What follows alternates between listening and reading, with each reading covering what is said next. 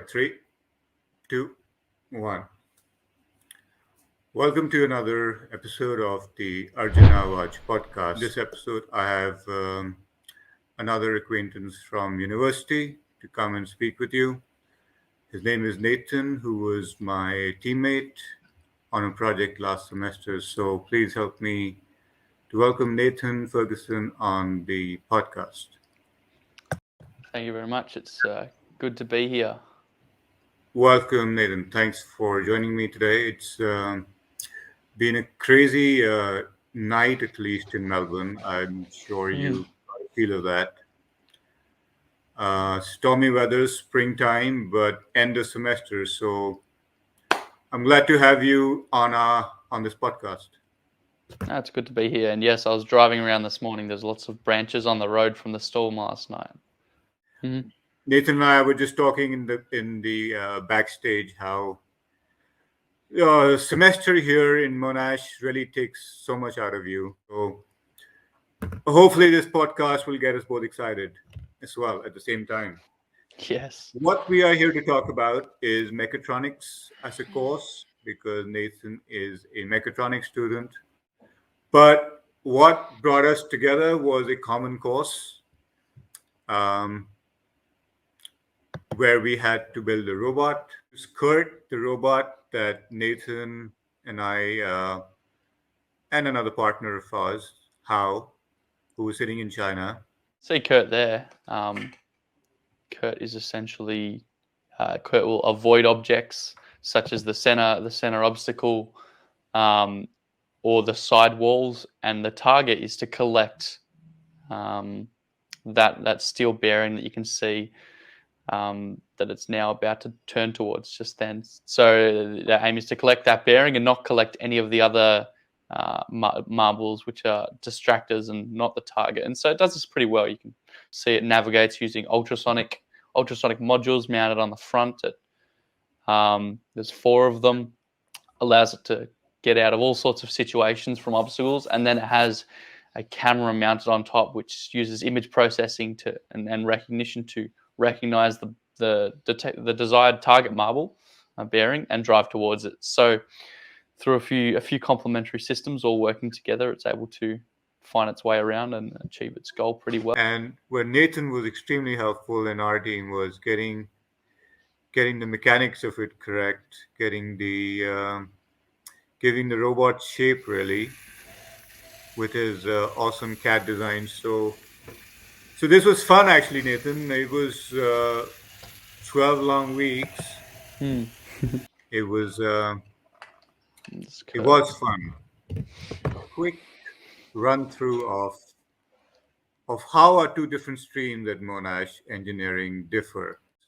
Conventionally in India, folks are pretty keen to jump into safer streams, the ones that our fathers have done. So electronics, electrical, civil, mechanical are the kind of stream that most students like. Talk us through a little bit about your reasons for studying mechatronics in Monash. Yeah, well, I hadn't always wanted to do engineering, but I was very engineering minded, and so when I did decide, I'd probably had a lot more of a mechanical minded personality. I'd done a lot more with building physical things and had barely ever played with electronics. But my dad was a mechanical engineer, specifically mechanical and automotive. He works for a car company. I saw mechatronics as something that was really able to integrate multiple kinds of things. So I can integrate mechanical, electrical, and software, and I liked the ideas of being a bit of a jack of all trades, and it suits my personality. And I guess my idea, you mentioned that some people would choose the more traditional routes as an idea of a fallback. My idea of having something that you fall back on is much more about just being capable in multiple areas. And the other thing within that, mechatronics offers 2 streams at Monash. There's an artificial intelligence stream and an automation stream. And I essentially just thought to myself, well, what am I going to wish I studied in 10 years? and I think that's artificial intelligence, given the way everything is going. Whichever stream you're into, whether it's even civil or mechanical, electrical or mechatronics, we start with these set of simpler, common courses. So this is fun, and then we can now jump into the second and third and fourth years.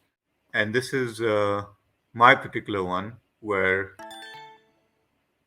things like probability, analog electronics, networks, electromagnetics show up through to third year. Like the name suggests, mechatronics, it's mechanical and electronics. So there's a lot of overlap you'll see in the first semester. We also do some similar units. For example, ECE 2071, computer organization and programming, we do that. And ECE 2131, electrical circuits, we do that. And advanced engineering mathematics, we do that. And so we do carry a lot of that. But you'll also see some subjects in here that you don't see in, say, G's course, like mechanics in the second half of the second year, or design methods, that was a very mechanical based unit. That's where I learned a lot of CAD design. In the third year, you'll see one, dynamical systems, which is again focused on that's probably focused half on electrical systems and half on mechanical systems, and talking about how you can both model them both with mathematics. So it's a very overlapping subject between the two disciplines of mechanical and electrical. And then towards the end of the course map, you see starting to get into some artificial intelligence subjects with, neural networks and deep learning, computer vision, robotics is again a combination subject. But all through that, there's a very similar vein of it has a backbone of mechanical and a backbone of electrical, and they're just combined and then sort of fleshed out with the interaction between them. Quick question. You mentioned one of the courses earlier on, maybe it was second year, that prepared you for the CAD work. Which one was that? Middle center column, top one, Mech 2402 design methods. So it was called Engineering Design 1, I believe, when I did it. From start to finish, how you would go through a whole mechanical design process of idea generation and solution selection, and then creating that part in CADs, and then creating a technical mechanical drawing that could be then given to, say, a fabricator, and they could fabricate that part. I'm thanking my stars. You're in my group, man, because I can't imagine the fate of a pure, like if all the students were just ECSE. But then the really cool courses are ahead of you. So I wish you all the best. Kind of the tinkerer kid you like to. Did you say you weren't into engineering, but you like to play with stuff? Correct. I wasn't sure. I wasn't sure what I wanted to do for most of high school and year 12 in terms of a specific uni course. It was only until midway through year 12 I decided engineering. But many people around me would have said, well, it makes complete sense, because I essentially did all the maths and all the sciences as my selected subject. So I was very, very engineering minded. So in which case, I have to ask you, did you play with microcontrollers at all as a kid? No, I had no experience playing with electronics, actually. Although, and then once I've sort of got more into that, I realized, man, it's definitely would be good for schools to introduce this more at a younger age. To which my younger brothers who are in school, he now coming through does a lot more of that. So, and I'm a big supporter. I reckon people should learn to code as well. That actually brings me to the next question. So going back, class 8, your year 8, year 9 through year 12, what sort of programming did you guys do? None. In school, nothing? Did nothing at all. Nothing at all. My first touch of anything programming sort of related would have been MATLAB in first year engineering. And to be fair, there were a couple. There were a very small handful of extracurricular abilities to do coding, and I wish I had appreciated it. But there weren't really opportunities back then for that. Right. Now that you've done this, and now that you have that vision course also coming up as per your course map, what sort of stuff do you see yourself doing in the future? I'm not sure. I mean, a year or two ago, towards when I started engineering, I was really interested in drones. At the moment, I'm part of an engineering group at Monash, which is called Monash Unmanned Aerial Systems, which is essentially a student team centered around building drones, competing drones on a large scale. Like, we're currently working on something that's about a 3-meter wingspan airplane to compete in a competition in Germany next year. So with this competition that we're sort of aiming towards, one of the requirements is to fly above a large field area and locate 5 targets throughout the field. So that will obviously include vision recognition. One of your fixes for Kurt the robot had you completely give up on the motor encoders that we used, and you had this your own way of fixing it. Uh, for my Indian audiences, it's called a jugaad. Jugaad is something when the conventional way doesn't work, you somehow make it work in your own way. So, Nathan, do you want to walk us through your jugaad for the motor encoders? Sure. So something I learned through this project is it's important to think about a project and a problem in terms of make sure you work out what you actually need to solve the problem as a separate question to what you've been given to solve the problem. Because otherwise you might try and fit what you've been given into, you make a solution designed around that, but it might not be the best solution. So in our case, we were given motors with motor encoders, which can essentially record the position and velocity of each wheel, and you can. Right. Let's just slow that down just a bit. So, I had Kurt one of the weeks where we exchanged the machine because we were working off campus, and I had that one week, and I know that the motor encoders with the code that you had on at least got it to move.